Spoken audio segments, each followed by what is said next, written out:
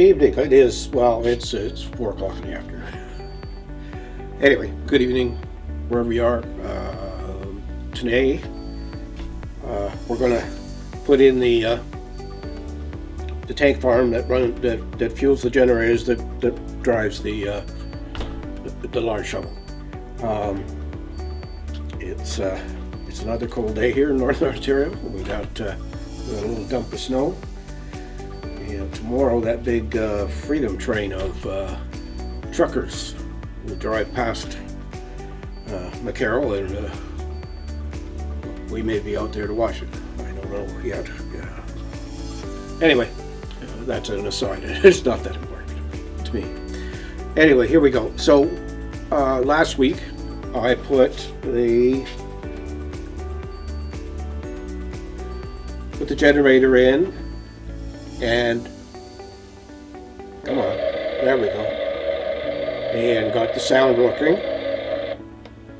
And I'm just going to lift the generator building so you could see there's a tiny little, I don't know if you can see it or not, but there's a tiny little oil tank right there, and that's sitting right on top of the button. So when I press the tank, it starts. Press the tank again, it stops. It's just to hide the button. It's I didn't like the idea of having the button sticking out of the tray. So earlier today, or this morning, I covered this with PVA. Then I took my grout mixture that I used on the bottom of the quarry, and I spread it out on top of that. Then I sprayed Mod Podge on top of that, and then after that I sprayed isopropyl alcohol. And the last thing I did was to put in some of the lighter tones here, because it just looked like a big black patch, and I didn't think that looked very realistic. So today we're going to put in this tank farm. The tank farm I got from England, or at least the tanks and the and some of the piping. The other stuff's scratch built, so I will get started right away here. So what I want to do is, first thing I'm going to do is put a little bead of PVA, or not PVA in this case, Lepage's wood glue. It's quick drying, 10-minute drying time. So I'm just going to put, here we go, see if I can do this without making a big mess.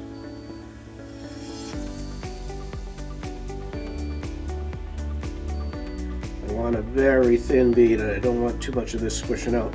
This stuff doesn't dry transparent, dries yellow, and the reason I'm using it is because I'm probably going to put grout up the walls of this this barrier that's here to keep the oil in should there be a spill. And again there. So I've already got 2 T-pins sitting down inside here. They mark the spot where this is going, so I'm just going to flip it over. Put it in place. Now what have I done here? Have I done this right or wrong? Oh, nope, doesn't matter. There we go. And then I'm just going to turn the T-pins, and that's going to hold it down and clamp it. And I've got more T-pins right over here. And I'm going to put more around the outside here to make sure that it's in contact with the terrain. So we'll just glue this down. Now, I don't know. I'm guessing it's straight. Let me see. I think so. Let me find something that I can measure with. Let's see. There. Yep, that's good enough. That's good enough. So we get more T-pins. like I say, I'm probably going to put some grout running up the walls of this. So if there's a little bit of glue sticking out, I'm not that concerned. So there we go. That's the barrier in place. Now earlier today I did some work because I didn't think it would be interesting enough to just watch me do some long work with CA and the tanks. So each tank, let's see where this camera up here. Each tank has a railing around the top. That's how it came. It didn't come with it glued on. I had to glue it on. And then there's a cage ladder going up the side. Cage ladders I got from Shapeways. I buy 6 or so at a time just to have them around, because most of the stuff I do is industrial, and in most places when you're climbing a ladder in an industrial situation, there's a cage that protects you. So what I've got here is 3 of these.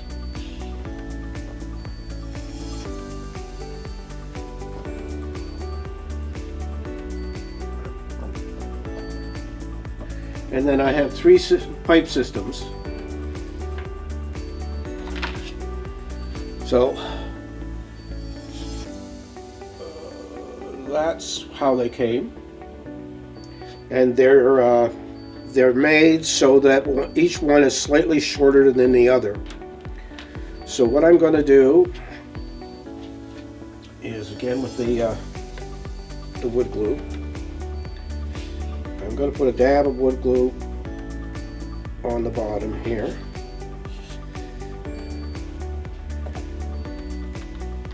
And then I'm going to put this down like that.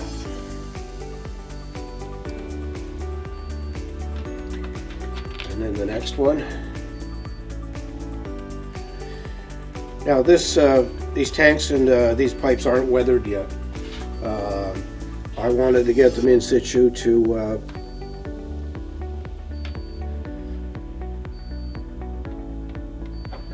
and then I would weather them. I wanted to make sure that they were down and solid, and things weren't being interfered with here.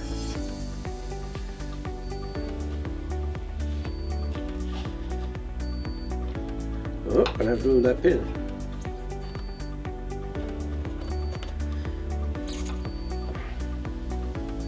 And there we go. So we have the 3 tank feeder lines, and then now I'm going to, I wonder if I'm going to try super glue, see if that makes any difference.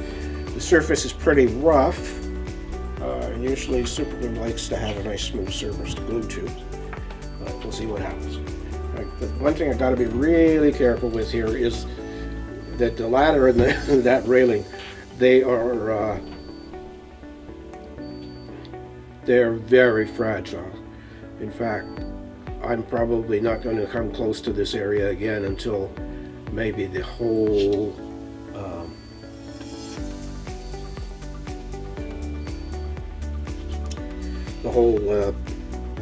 quarry is finished. So there's the first one. You can see that. I gotta get. Oh, I'm going to show you something here. When I was gluing these the railings down, I used something from Creative Dynamics Limited. It's called the Glue Looper. They're made in the US, and they are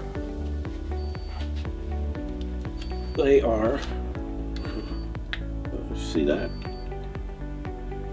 They're little looped fine brass, or maybe this is stainless,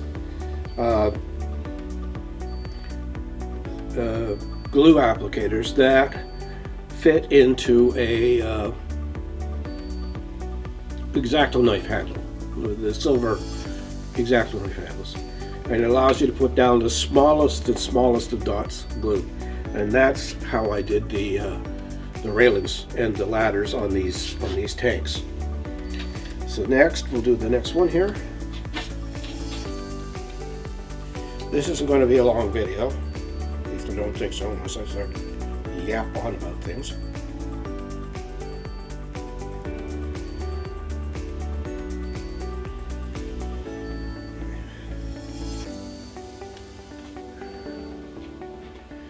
So, here we go.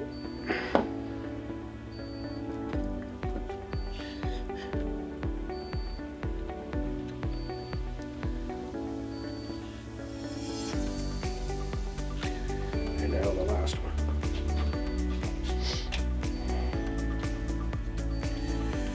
I have some, we've got a pump building that we're going to put down. And a little utility shed that's going to be inside the where the tanks are. Oh.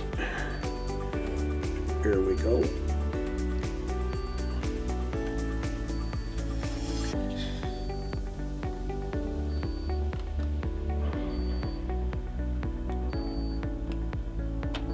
Oops. I'm being impatient here. I'm gonna stop here and let this glue dry here because. All right. Now I've got a tiny shed that's it's going to sit inside where the tanks are.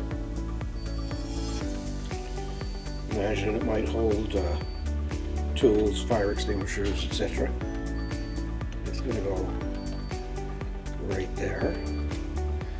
And then the last building is this one.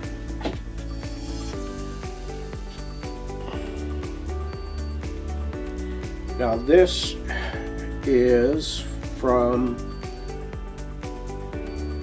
a Japanese model of a sort of a welding shop, electric shop or something. There are two big buildings. One of the buildings, oh no, it's not. This is a scratch built one, completely scratch built. Sorry, I'm telling you a fib. The building that I was talking about is on the section of the layout that has the pulp and paper mill, and it was a Japanese model, and I repurposed it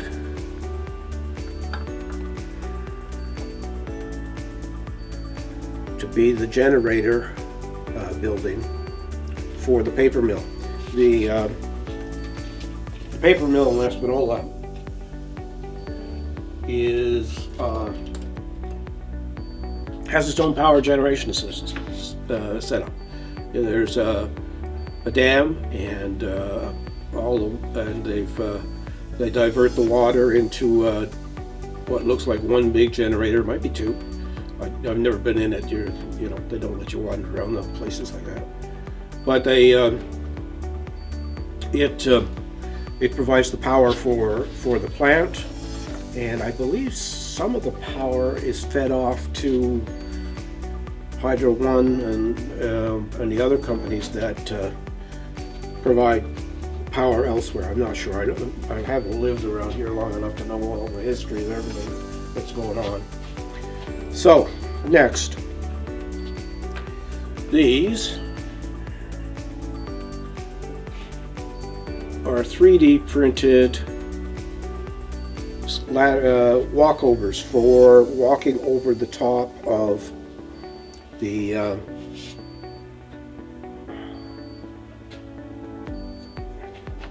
barrier, so people can get in and out without having to climb over stuff by themselves. So I'm just gonna, here again, just a little bit of glue,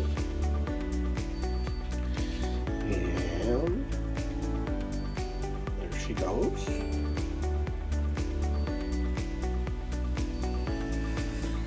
And I'm gonna have to lift this up and move it over.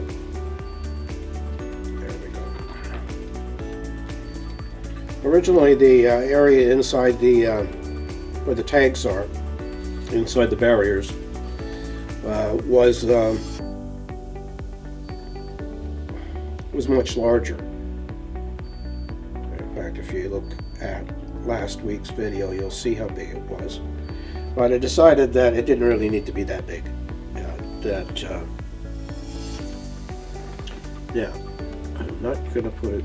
I'm gonna put it there. I'm gonna put it on the other side.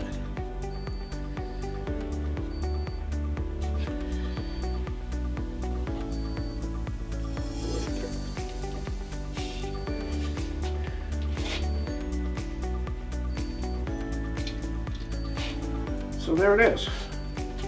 So this little section of the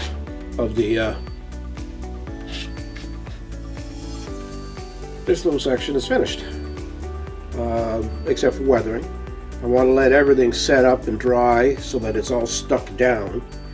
That way, when I start to do, I'm probably going to use pastels on this, pastel chalks, and makeup brushes and stuff like that to weather them out. I've still got to figure out, I've got to do something along here where the trucks that come in to deliver fuel offload it. So I'm going to have to design something in 3D and then print it on my printer and put it in here. Just a simple little thing. I'm going to go and do some research and see what that offloading looks like in a typical situation.